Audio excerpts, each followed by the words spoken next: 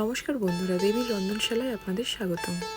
আজ আপনাদের জন্য নিয়ে এসেছি একটি নতুন এবং একদম সামার স্পেশাল রেসিপি। গরমে যে কোনো অকেশনে যদি একটা ঠান্ডা সফট গন্ধরাজ ফ্লেভারের পেস্ট্রি হয়ে থাকে, বাঙালির সামার ব্লেজ যাকে বলে আর কি। আসুন আর দেরি না করে শুরু করে ফেলি আমাদের আজকের রেসিপি গন্ধরাজ পেস্ট্রি। প্রথমে একটা বাটিতে 2টো ডিম ফাটিয়ে নিলাম আর হাফ কাপ মতন চিনি গুঁড়ো করে নেব। এবার ডিমের সাদা অংশটা একটি মিক্সিং বোলে নিলাম। হাফ চা চামচ ভিনেগার অ্যাড করলাম। এবার এটাকে ভালো করে বিট করব যতক্ষণ না স্টিফ পিক্স ফর্ম করছে। এই প্রসেসটা ফলো করলে স্পঞ্জ কেকটা খুবই লাইট এবং এয়ারি হবে। এবার গুঁড়ো করে রাখা চিনিটা অল্প অল্প করে অ্যাড করব আর বিট করে যাব যাতে টেক্সচারটা স্মুথ থাকে। ভিডিওটা স্কিপ করবেন না, কোনো ইম্পর্টেন্ট পার্ট যদি মিস হয়ে যায় তাহলে কিন্তু আর রেসিপিটা ঠিক মতন হবে না। এবার ডিমের হলুদ অংশ মানে এগ ইয়কটা অ্যাড করব আর বিট করে যাব।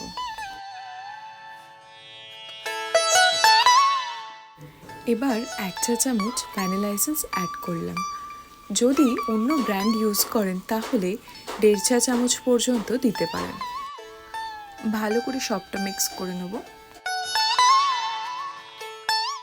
একটা ছাঁকনিতে 3/4 কাপ ময়দা,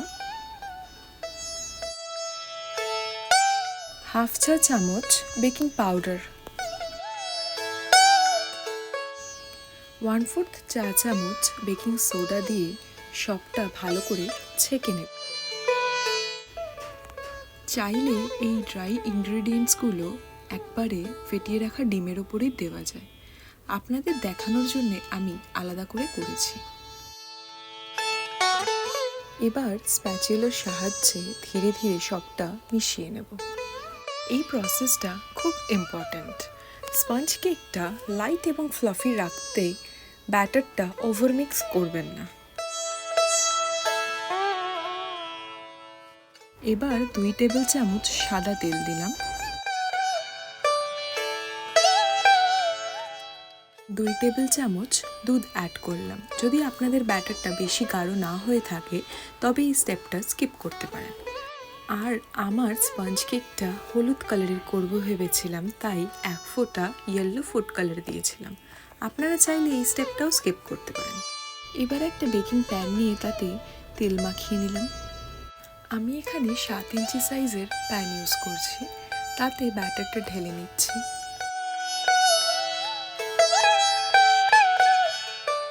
এবার প্রিহিটেড ওভেনে 1/2 ঘন্টার জন্য বেক করে নেব।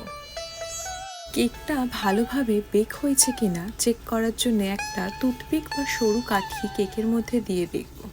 যদি কাঠিটা পুরোপুরি পরিষ্কারভাবে বের হয় তাহলে কেকটা রেডি। কেকটা পুরোপুরি ঠান্ডা হলে তারপরে প্যান থেকে বার করতে হবে। যদি গরম অবস্থায় বার করি তাহলে কেকটা ভেঙে যেতে পারে। এবার কেকটা পাতলা পাতলা করে কেটে নিচ্ছি।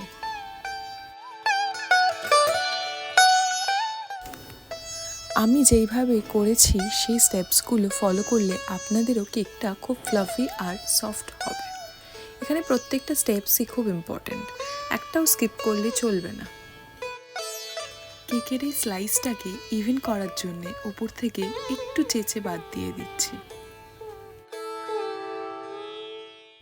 এবার একটা চিনির সিরাপ বানিয়ে নেব। তার জন্য একটা বাটিতে হাফ কাপ জল, 1 চা চামচ লেবুর রস আর 1 চা চামচ চিনি গুঁড়ো দিয়ে ভালো করে মিশিয়ে নেব।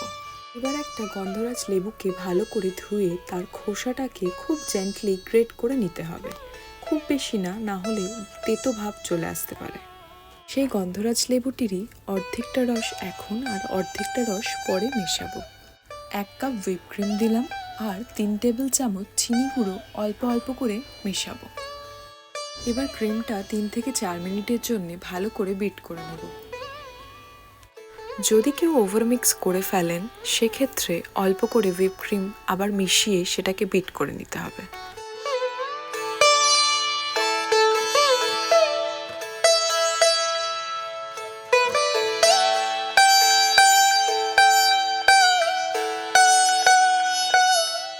হাফ চা চামচ লেবুর রস এবং 1 চিমটি নুন দিয়ে ক্রিমটা বিট করে নেব যতক্ষণ না স্টিফ পিকস আসে।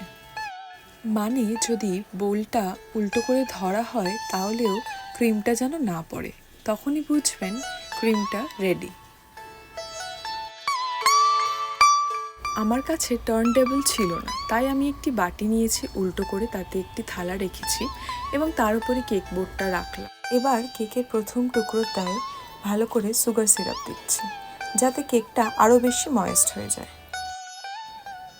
কেকের ওপরে হুইপ ক্রিম দেব এবং একটি স্প্যাচুলার সাহায্যে লেয়ারটা সমান করে নেব।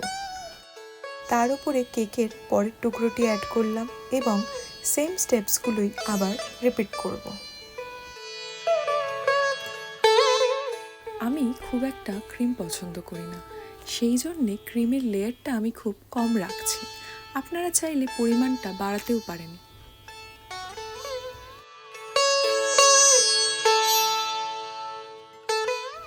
কেকের প্রত্যেকটা লেয়ার অ্যাড করা হয়ে গেছে। এবার ভালো করে হুইপ ক্রিমটা কেকের ওপরে এবং চারপাশে স্প্রেড করে নেব। এই প্রচণ্ড গরমে হুইপ ক্রিম খুব তাড়াতাড়ি গলে যাচ্ছে, সেই জন্যে যেই বাটিতে ক্রিমটা বিট করবেন সেই বাটিটাকে ভালো করে ফ্রিজারে রেখে ঠান্ডা করে নেবেন। গরমের কারণে ব্যবহারের সময় যদি ক্রিমের টেক্সচারটা পাতলা হয়ে যায় তাহলে নর্মাল ফ্রিজারে কিছুক্ষণ রেখে সেটা ভালো করে ঠান্ডা করে নিয়ে আবার ব্যবহার করুন। দেখবেন ক্রিমের টেক্সচারটা একদম আবার আগের মতন হয়ে গেছে।